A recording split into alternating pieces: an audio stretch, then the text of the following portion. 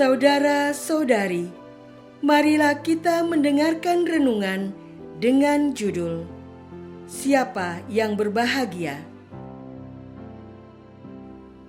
Yang berdasarkan pada Injil Lukas bab 11 ayat 27 sampai ayat 28. Seorang perempuan dari antara orang banyak itu berseru kepada Yesus, "Berbahagialah ibu yang telah mengandung engkau dan susu yang telah menyusui engkau." Yesus berkata, "Yang berbahagia adalah mereka yang mendengarkan firman Allah dan yang memeliharanya." Dalam nama Bapa dan Putra dan Roh Kudus. Amin. Saudara-saudari terkasih dalam nama Tuhan Yesus Kristus.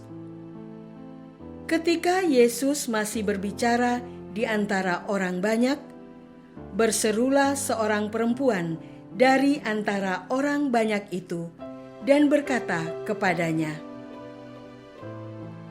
"Berbahagialah ibu yang telah mengandung engkau dan susu yang telah menyusui engkau."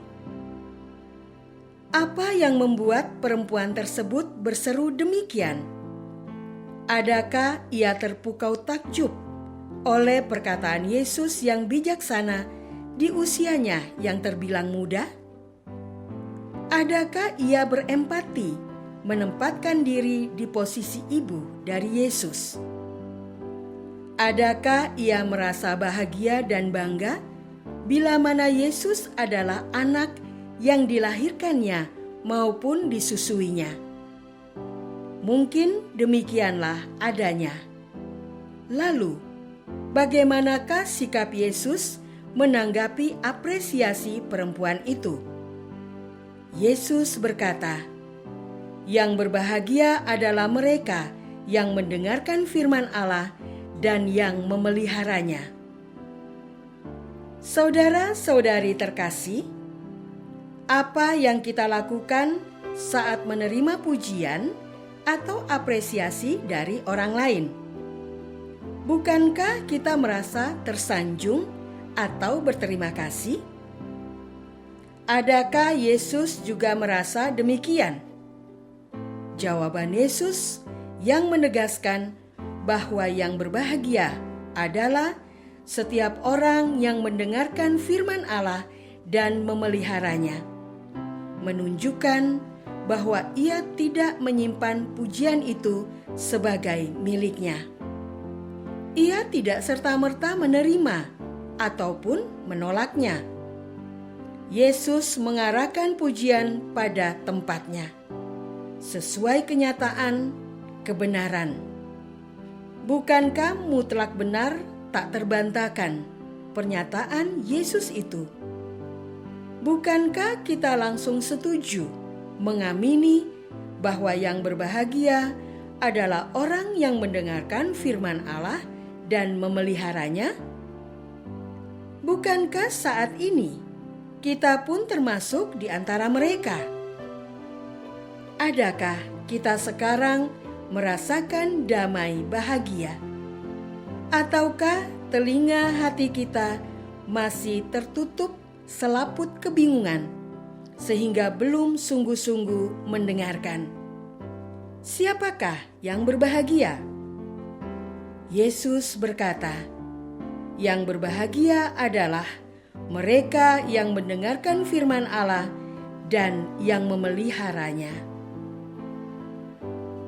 Saudara-saudari terkasih, hampir semua orang memiliki tujuan hidup untuk bahagia. Kita berupaya aneka ragam cara untuk dapat meraihnya. Seringkali, kesibukan berupaya malah justru menjauhkan kita dari rasa bahagia. Sampai-sampai muncul slogan, "Yang penting jangan lupa bahagia ya." Rasa bahagia seringkali dikaitkan dengan pencapaian sesuatu. Menurut Anthony de Mello, sesuatu yang dapat membuat kita bahagia saat meraihnya, akan juga membuat kita menderita manakala kita gagal mewujudkannya. Tanpa sadar, sesuatu itu menjadi kemelekatan kita. Misalnya, seorang istri merasa bahwa ia pasti akan bahagia manakala suami memenuhi kesejahteraan keluarga. Maka di tengah kesulitan ekonomi, istri itu refleks berpikir bahwa ia belum bahagia. Namun pikiran istri tersebut dapat saja berubah ketika ada pengalaman bahagia yang baru. Seperti suami memberi kejutan, pelukan dan pijatan, atau anak-anak yang berprestasi di sekolahnya. Istri dan ibu itu akan terheran-heran bahwa ternyata ia merasa bahagia, meski secara ekonomi keluarga belum sejahtera leluasa. Saudara-saudari terkasih, firman Yesus hari ini menegaskan bahwa peluang bahagia terbuka bagi siapa saja yang mendengarkan firman Allah dan memeliharanya. Ada satu firman yang utama, yaitu hukum cinta. Yesus menegaskan bahwa kita perlu mencintai Allah lebih dari segala sesuatu, maupun mencintai sesama seperti diri kita sendiri. Tantangannya adalah kita masih sering terjebak dengan definisi cinta yang keliru. Kita berpandangan bahwa mencintai itu identik dengan emosi kasih yang intens. Akibatnya, saat kita tidak merasakan itu, kita pikir kita tidak mencintai. Padahal yang Yesus maksudkan dengan mencintai bukanlah perasaan kasih sayang yang intens, melainkan tindakan nyata. Yesus berkata, "Kasihilah musuhmu, buatlah baik kepada orang yang membenci kamu." Injil Lukas bab 6 ayat 27. Menurut Anthony de Mello, perilaku mencintai dimulai dari melihat dengan cermat. Saat kita tidak suka dengan seseorang, seringkali penyebab ketidaksukaan kita menunjukkan kenyataan tentang diri kita sendiri dan bukan kenyataan tentang orang itu. Tetap berbuat baik kepadanya akan mendorong lawan berbuat baik juga, dan lahirlah rasa kasih sayang. Menerapkan hukum cinta adalah bertindak baik sehingga kita bahagia. Maukah saya mempelajari firman Allah dan berbuat baik kepada sesama? Marilah kita berdoa. Tuhan Yesus, terima kasih atas firman-Mu hari ini.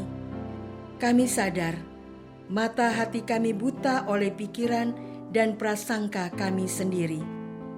Dalam keadaan penuh rahmat-Mu, kami masih tidak bersyukur secara penuh, karena menghakimi rahmat peristiwa hidup yang Kau beri tidak sesuai standar harapan kami.